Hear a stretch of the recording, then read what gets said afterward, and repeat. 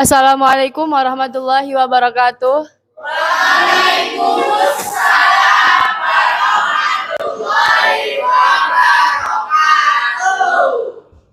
Kami dari 12 Teknik Kimia Industri 2 SMK Negeri 6 Surabaya akan mempresentasikan bab 1 sabar dalam menghadapi musibah dan ujian. Pemateri pertama saya, Putri Syafa Masandini, absen 28. Sabar dalam menghadapi musibah dan ujian. Musibah berasal dari bahasa Arab, asobah, yusibu, musibatan, yang berarti segala sesuatu yang menimpa, baik berupa kesusahan maupun kesenangan. Dalam menghadapi musibah, kita harus bersabar. Sabar berarti menahan diri dalam melaksanakan sesuatu atau meninggalkan sesuatu. Sedangkan tawakal artinya bersungguh-sungguh untuk mewujudkan sesuatu yang diinginkan dan dibarengi dengan berserah diri kepada Allah. Di sini saya akan membacakan surat Al-Baqarah ayat 155 sampai 156. Saya Aulia Sabna Fandi, absen 3 dari kelas 12 Teknik Kimia Industri 2. A'udzu billahi minasy syaithanir rajim. Bismillahirrahmanirrahim. وَلَنَبْلُوَنَّكُمْ بِشَيْءٍ مِّنَ الْخَوْفِ وَالْجُوعِ وَنَقْصٍ مِّنَ الْأَمْوَالِ وَالْأَنفُسِ وَالثَّمَرَاتِ وَبَشِّرِ الصَّابِرِينَ الَّذِينَ إِذَا أَصَابَتْهُم مُّصِيبَةٌ قَالُوا إِنَّا لِلَّهِ وَإِنَّا إِلَيْهِ راجعون. Shadaqallahul Adzim. Perkenalkan, nama saya Nisa Nabila Cahyani, absen 23. Saya akan membacakan artinya. Dan kami pasti akan menguji kamu dengan sedikit ketakutan, kelaparan, dan kekurangan harta, jiwa, dan buah-buahan.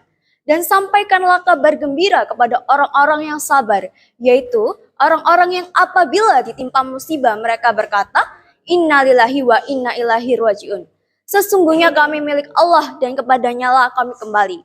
Nah, kalimat ini dinamakan dengan kalimat istirja atau pernyataan kembali kepada Allah. Disunahkan melafalkannya pada saat ditimpa musibah baik besar maupun kecil. Perkenalkan, nama saya Bintang Ayu Aziza, absen 8 dari kelas 12 Kimia Industri 2. Asbabun Nuzul Quran Surat Al-Baqarah ayat 155 sampai 156. Dalam sebuah hadis yang diriwayatkan oleh Imam Ahmad dari Ummu Salamah yang bercerita bahwa suatu hari Abu Salamah mendatangiku dari tempat Rasulullah Shallallahu Alaihi Wasallam. Lalu ia menceritakan, aku telah mendengar ucapan Rasulullah Shallallahu Alaihi Wasallam yang membuat aku mereka senang, yaitu sabda beliau yang artinya, tidaklah seseorang dari kaum muslimin ditimpa musibah, lalu ia membaca Inna lillahi wa inna ilaihi rajiun. Kemudian mengucapkan Allahumma ajirni fi musibati wa quluf li khairan minha. Yang artinya, ya Allah, berikanlah pahala dalam musibahku ini dan berikanlah ganti padaku yang lebih baik darinya. Melainkan akan dikabulkan doanya itu. Ummu Salamah bertutur, kemudian aku menghafal doa dari beliau itu.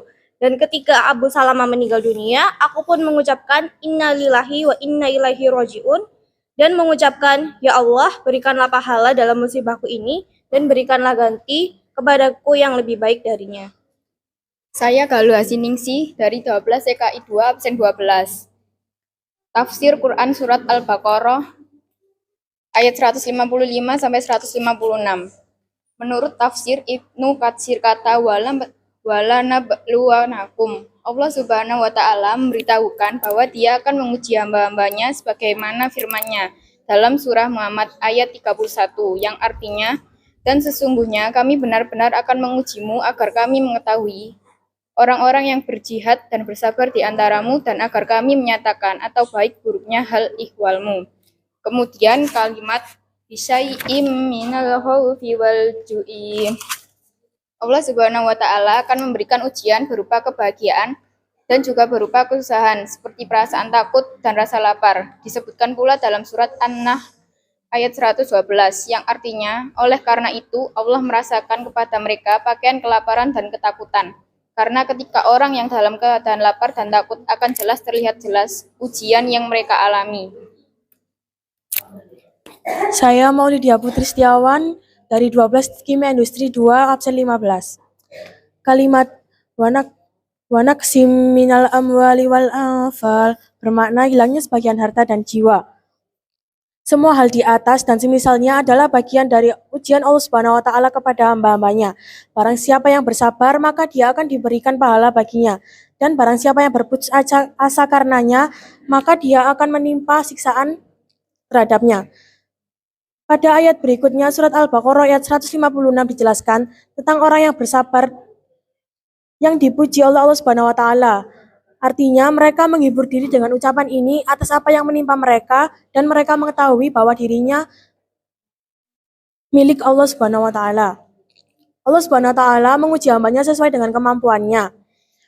Oleh karena itu, Allah Subhanahu wa taala memberikan mengenai apa yang diberikan kepada mereka itu dalam ayat setelahnya mengenai pahala dan mengucapkan doa innalillahi wa inna ilaihi rajiun. Ketika menimpa musibah telah dimuat dalam banyak hadis. Quraisyah menjelaskan ayat ini mensyaratkan hakikat hidup di dunia, antara lain ditandai oleh keniscayaan adanya cobaan yang beraneka ragam. Ujian yang diberikan Allah Subhanahu wa taala kadarnya sedikit bila dibandingkan dengan potensi yang telah dianugerahkan Allah Subhanahu wa taala kepada manusia. Perkenalkan, nama saya Nita Purnamasari dari kelas 12 TKI 2 akan menjelaskan makna sabar dalam menghadapi cobaan dan ujian. Sabar secara bahasa artinya tertahan, sedangkan secara istilah sabar adalah menahan diri dalam melaksanakan sesuatu dan menjauhi sesuatu. Definisi sabar tercakup dalam 3 macam. Yang pertama, sabar dalam melaksanakan ketaatan kepada Allah Subhanahu wa taala. Contohnya seperti seorang suami yang sabar dalam mengajak istrinya untuk taat beribadah kepada Allah. Kemudian sabar dalam menjauhi kemaksiatan. Contohnya seperti menghindari ghibah di media sosial, mencaci maki orang lain, menyakiti orang lain dengan cara membuli, dan lain-lain. Kemudian sabar dalam menerima takdir Allah Subhanahu wa taala. Apabila seorang muslim mengalami takdir yang kurang baik, musibah atau kematian, ingatlah bahwa para rasul pun mempunyai cobaan jauh lebih berat dibandingkan kita semua. Saya Yulandari dari 12 Kimia Industri 2 absen 4. Menerapkan prinsip sabar dalam menghadapi musibah dan ujian. Dalam menghadapi berbagai ujian, ada beberapa sikap yang wajib dilakukan oleh orang mukmin. Yang pertama, tetap merasa yakin dan optimis bahwa akan datang pertolongan dari Allah kepada kita. Yang kedua, segera mengucapkan innalillahi wa inna ilaihi rajiun setiap kali mendapat musibah. Yang ketiga, bertawakal kepada Allah. Untuk itu, ada 3 hal yang wajib kita lakukan saat bertawakal.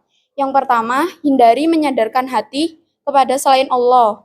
Yang kedua, hindari melakukan ikhtiar dengan mudarat yang lebih besar daripada manfaat.